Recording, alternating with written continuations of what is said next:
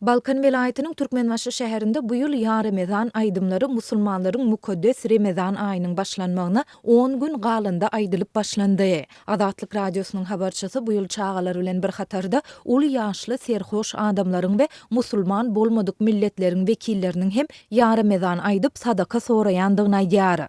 Bu dini däpdestur ýurtda dowam edýän agyr ykdysady kynçylyklaryň we giň ýaýran işsizligiň arasynda öz gymmatyny ýitirýär we çäre dilekçiligiň bir görnüşine öwrülýär. Sebäbi diňe çağalar däl, hatda uly ýaşly adamlar, sultanda başga milletleriň wekilleri we serhoşlar hem öýlere, dukanlara aýlanyp adamlardan pul ýa-da sadaka soraýarlar.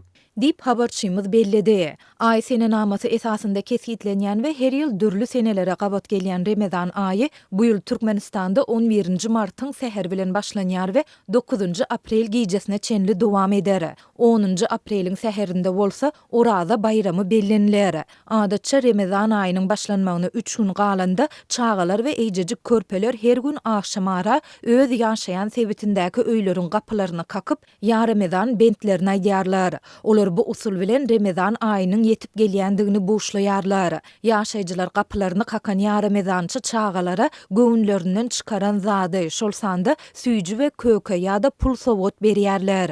Habarçymyz häzir köp maşgalanyň ýa Ramazan aýdyp gelýän çağalara we adamlara hiç sat bermeýändigini aýdýar. Bu maşgalalaryň bir bölegi munyň sebäbini heniz Ramazan aýynyň başlanmagyna tas bir hepdäniň bardygy bilen düşündirýär. Beýleki bir bölegi bolsa özleriniň öýünde de süýji kökäniň ýokdugyny aýdyp gündelik iýje çörekleriniň gaýygydygyny belleýär. Käbir adamlary bolsa, Oraza aýynyň başlanmagyna 3 gün galanda gelin diýip ýa Ramazançylary ýzyna iwerýärler. Olary kup göýberýän ýaşaýjylar hem bar. Dip Türkmenbaşly ýaşaýjy aýtdy. Indi 6 ýyldan gowrak wagt bäri ykdysady kynçylyklary başdan geçirýän Türkmenistanda ýylat giň ýaýran işsizlik, hyzmatlaryň we haritlaryň ýygyderli gymmatlamagy bilen ýüzbeýiz bolýar. Bu ýagdaýlaryň esasan pes girdejili hojalyklara ýetirýän täsirleri ýylat arasynda barha köp duýulýar. Ýurtda güzeran eklenji agyrlaşyp garyplyk bilen ýüzbeýiz bolýan hojalyklaryň şeýlede dilekçilik etmäge, zibil dörmäge mejbur bolýan raýatlaryň köpelýändigini synlasa bolýar. Aşgabatda habarçymyz geçen aýyň ahirinde beren maglumatynda paýtagtda öýlere, bazarlara we dukanlara aýlanyp raýatlardan sadaka soraýan garrylaryň we ýaş çağaly eneleriň köpelendigini habar berdi. Soňky ýyllarda hususan da tomusky we gyşky din jalşylarynda gazanç etmäge, dürli işlerde işlemäge, plastik gaplary ýygnamaga ýa-da dilekçilik etmäge mejbur bolýan çağalar hem köpelýär.